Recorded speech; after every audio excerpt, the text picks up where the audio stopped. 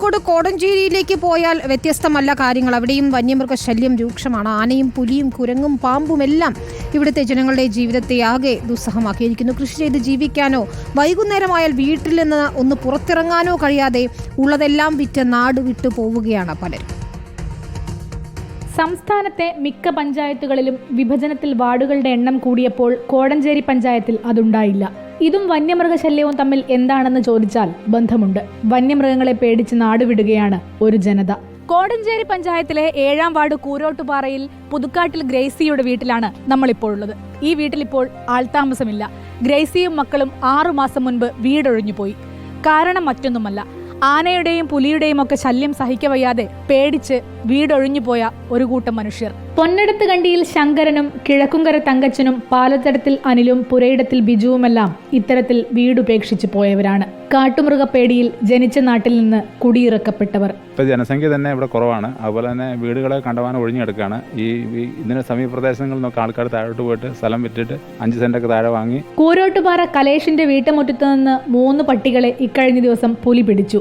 രാത്രിയും പകലുമെന്നില്ലാത്ത ഭീതിയിൽ കഴിയുന്നു വീട്ടുകാർ. ഒന്ന് ഉറങ്ങിയിട്ട് എത്ര ദിവസമായെന്നറിയാവോ മോളെ? ഒത്തിരി ദിവസങ്ങളായി ഈ സംഭവം അറിഞ്ഞാൽ പിന്നെ ശരിക്കും ഉറങ്ങിയിട്ട് ദിവസങ്ങൾ കഴിഞ്ഞ് ഒന്ന് പുറത്തിറങ്ങി മൂത്രമൊഴിക്കാൻ പോലും പറ്റാത്ത സാഹചര്യമായിപ്പോയി. ഞങ്ങൾ എത്തുമ്പോൾ പുലിയെ പിടിക്കാൻ വനം വകുപ്പ് ഉദ്യോഗസ്ഥർ കൂടുമായി എത്തിയെങ്കിലും നാട്ടുകാർക്ക് വകുപ്പിനെതിരെ നിരവധി പരാതികൾ ബാക്കിയാണ്.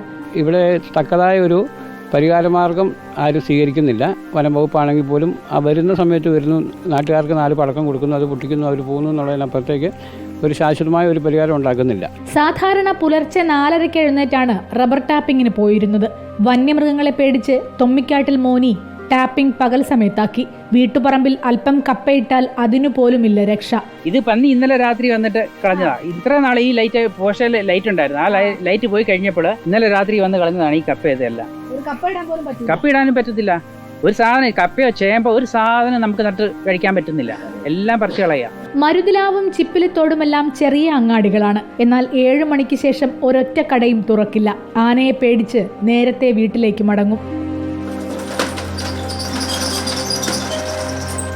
വനം വകുപ്പിൽ താൽക്കാലിക വാച്ചറായിരുന്ന കുറ്റൻതൊടിക കൃഷ്ണൻകുട്ടിയുടെ 3 കൈവിരലുകൾ ആനയെ ഓടിക്കാൻ പടക്കം പൊട്ടിക്കുന്നതിനിടെ അറ്റുപോയി. നഷ്ടപരിഹാരം കിട്ടിയില്ല. ഒരു പണിക്കും പോകാനും പറ്റുന്നില്ല. ഇത് ആനനെ ഓടിക്കാൻ പോയത് കൊണ്ടുപൊട്ടിച്ച കയ്യിൽ നിന്ന് പൊട്ടിയപ്പോൾ പോയതാ. ഇതുവരെ നമുക്കൊരു ഇതും തന്നിട്ടില്ല ആരും. പക്ഷെ നമ്മളെ വീട്ടിൽ നമുക്ക് താമസിക്കാനൊരു സൗകര്യം വേണ്ടേ? രാത്രി ഒന്ന് മൂത്രമൊഴിക്കാൻ വരെ പുറത്തിറങ്ങാൻ പറ്റൂല. ആനയും കടുവയും പുലിയും പാമ്പും കുരങ്ങും മാനും വനാതിർത്തി ഗ്രാമങ്ങളിലെ മനുഷ്യരുടെ സ്വൈര്യജീവിതം നഷ്ടപ്പെട്ടിട്ട് നാളുകളേറെയായി. ഒരു ട്രെഞ്ച് കൊണ്ടുപോലും അതിരിട്ടിട്ടില്ലാത്ത ഈ ഗ്രാമങ്ങളിൽ ഭയം പുതച്ചുറങ്ങുന്ന മനുഷ്യരെ ഇനിയും കണ്ടില്ലെന്ന് നടിക്കരുത്. വീഡിയോ ജേർണലിസ്റ്റ് ഷനിൽ കണ്ണനൊപ്പം reporter Saniyo, in reporter, Kozhikode.